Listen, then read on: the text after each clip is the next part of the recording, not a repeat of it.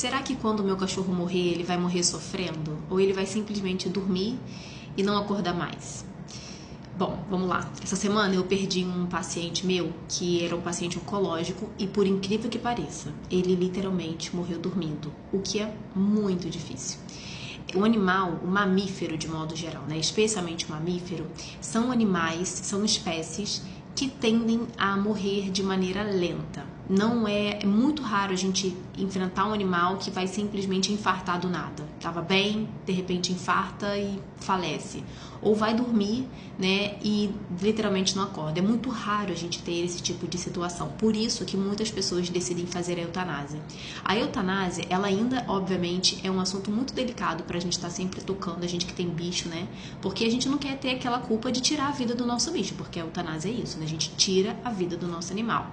Porém, existem situações, e na grande maioria delas, um animal idoso ou não, o mamífero, se ele não morrer por um acidente, mas de patologia e patologias irreversíveis, a tendência é que esse animal de fato sofra muito nos últimos momentos de vida.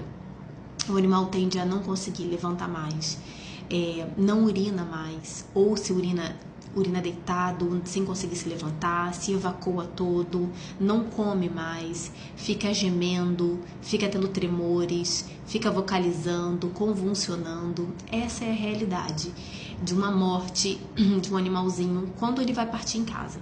Caso a pessoa decida que esse animal morra na clínica, digamos assim, com assistência, assim como as pessoas, né, quando estão nesse último momento de vida, esse animal ele vai ter um conforto a mais.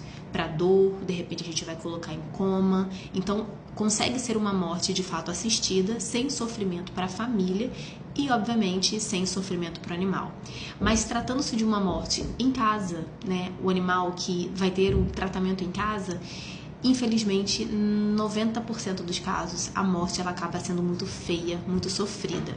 Por isso que muitas pessoas decidem fazer eutanásia, tendo em vista que a eutanásia ela é um procedimento legal, que obviamente não é realizado em qualquer caso, somente casos onde há indicação, onde não há melhora, onde não tem um bom prognóstico, onde o paciente literalmente está em angústia, em sofrimento e vai ser dali para pior.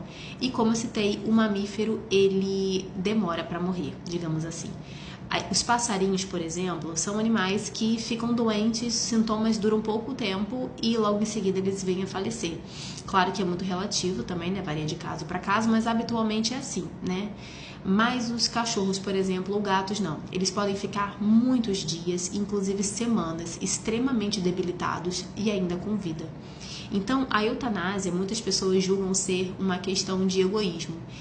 Se a pessoa vai fazer eutanásia ou não no animal, gente, é escolha da pessoa juntamente com o veterinário. Claro que o veterinário que vai autorizar se é um quadro que a eutanásia se enquadra ou não, mas a decisão acaba sendo do tutor, né?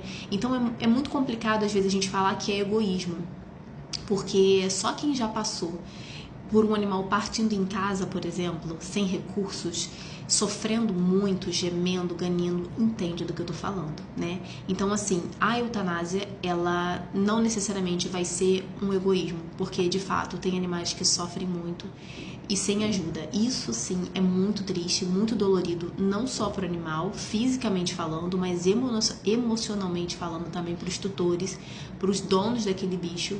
Realmente são cenas que, na minha concepção, acabam sendo piores até mesmo do que a própria eutanásia. Tendo em vista que a eutanásia também, ela sendo feita com um bom veterinário, ela vai ter todo o respeito pelaquela vida, né? A gente vai fazer uma anestesia geral para o animal partir. Nos meus casos, por exemplo, os meus pacientes partem de doses cavalares de anestesia geral. Obviamente que depois a gente faz uma medicação para garantir que o coração não retorne a bater, mas a gente habitualmente faz doses muito altas de anestésicos gerais e esse animal vai partindo como se estivesse dormindo, digamos assim.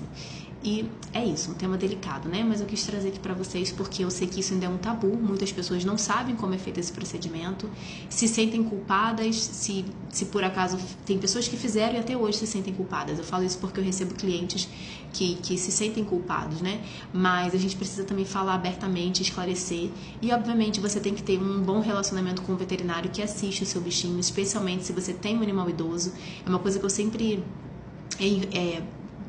bato muito na tecla aqui. tenha um veterinário da família, que a gente chama. Tenha um veterinário da sua família que atende os seus bichos, que entende os seus bichos, que entende a sua realidade, que entende o melhor, que propõe protocolos e tratamentos preventivos para o seu bichinho e tratamentos eficientes também quando a doença chega.